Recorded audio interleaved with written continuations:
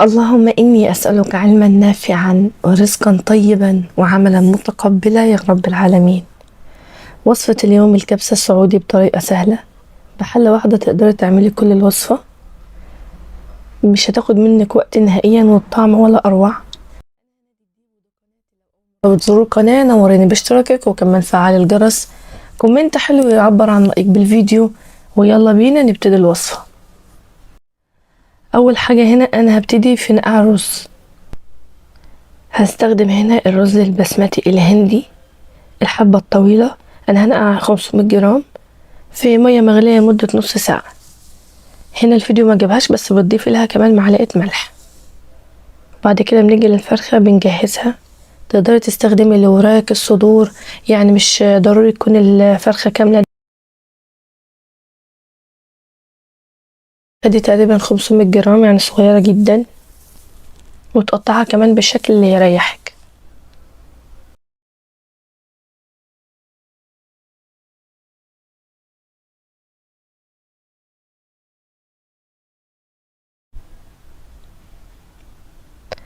هنبشر الجزرة معانا وبعد كده ندخل على النار على طول.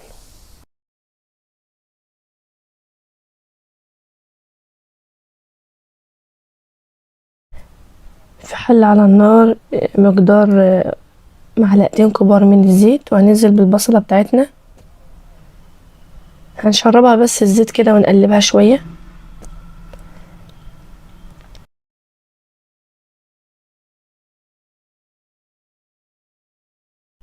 دي 4 فصوص من الثوم، كمان هنشربهم الزيت، يعني هنقلبهم كويس مع البصلة.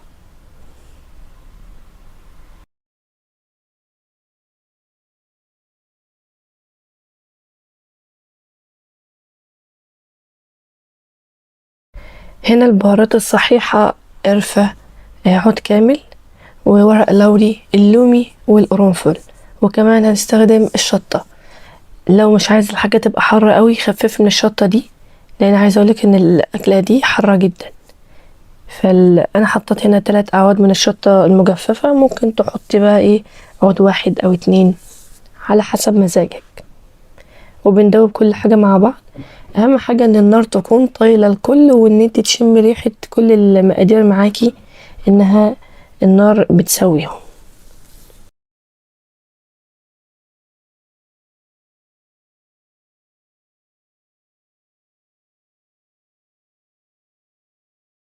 ابقى بالبهارات بتاعتي، تقدري تحطي اي نوع بهارات انت حابه تضيفيه، بس انا حطيت كركم وكاري والسبع بهارات وبهارات الكبسة والملح والكمون، بس الملح ده احنا هنحطه في الاخر، والفلفل.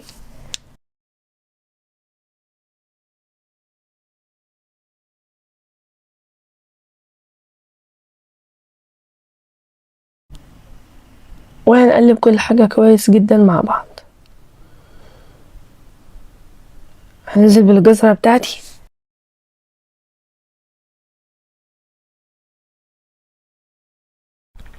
لازم كمان نسوي الجزرة على نار هادية. وهنا طماطميتين مقطوعين قطع صغيرة، كمان هنقلبهم مع الخلطة بتاعتنا كلها على بعضها.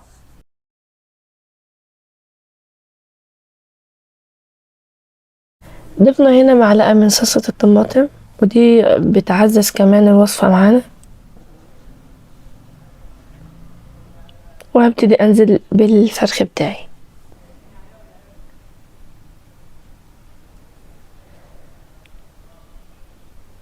اهم حاجة ان هو يتشرب الوصفة كويس جدا، يعني هتستمري في التقليب يمين وشمال فوق وتحت لحد ما تضمني ان هو اتشرب من الوصفة بتاعتك كويس جدا.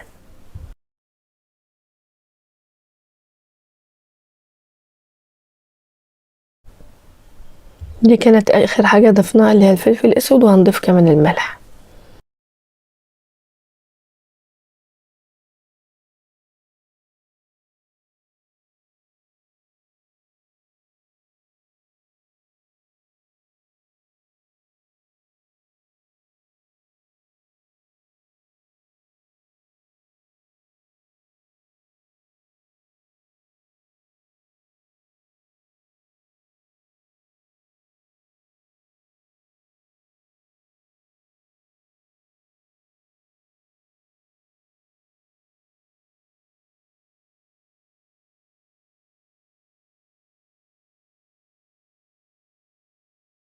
انا هنا ضفت الماء المغلي. لازم تكون المية مغلية، ولازم تغطي الفرخ بتاعك، لازم يكون متغطي تماما، ونسيبها على النار تستوي مع بعضها.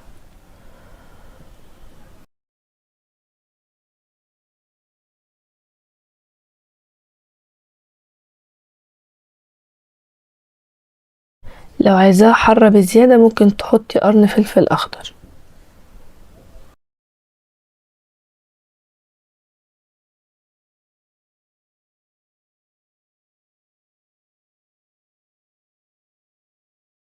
هي هنا خلاص استوت معايا، ابتدي انزل برز البسمتي.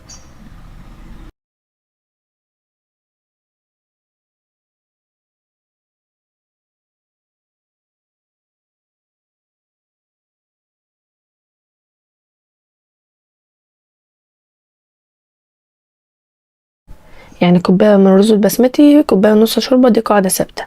وهنا عندك خيارين، لا بتضيفيها في المرحلة الأولى الرز على بعضها، لا إما بتسحبي الفرخ وبتحمريه تحت الشواية. يعني تقدري ان انت تتحكمي انت عايزاها بالشكل اهو. اهم حاجة القاعدة الثابتة في طبيخ الرز البسمتي، كوباية من الرز عليها كوباية ونص مية او كوباية ونص شوربة. وانا كده كنت خلصتها. على فكرة الوصفة من اولها لاخرها ما اخدتش ساعة خالص، سريعة جدا وسهلة جدا جدا، وطعمها حلو جدا جدا.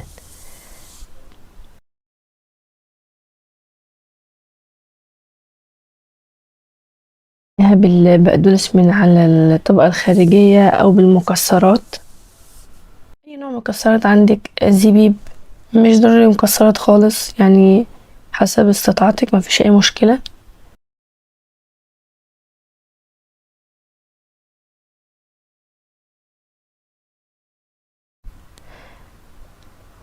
شايفين الجمال والروعة؟